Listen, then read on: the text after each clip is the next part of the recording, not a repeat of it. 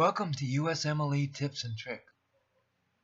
A doctor asked, how do we treat the patient who is having visual hallucinations? If someone has hallucinations and says he sees certain things in the room, what do you say to them? Well, I've had patients with that. I had a couple patients that had things coming out of their mouth that changed forms and they were able to see them, and it was very frightening to them. And what I do with those type of patients is I tell them that I believe what they see. Their perception is their perception, not mine, right? So explain to me. I really like to understand what you're seeing. So I always believe what they're seeing because that's what they see, right? It's their perception. So we have to understand, what do they see and how is that affecting you? So is it making you frightened? Okay, hold my hand. I'm here with you. And so we try to understand what they're seeing and what is that causing as a reaction in their body. So I want to know, how do you feel about that?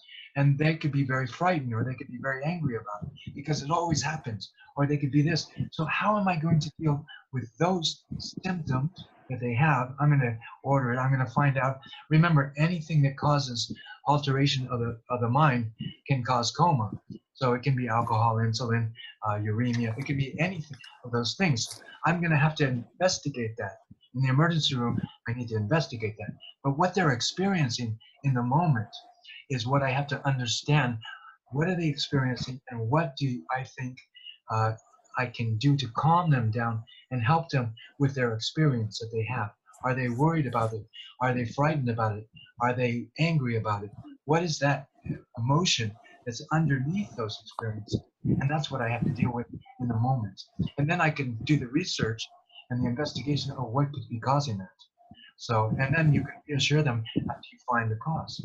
So that's a really good question, and that's how I deal with those type of symptoms. Okay, so I hope that helped you, Yes. all of you, on how you would approach those type of things.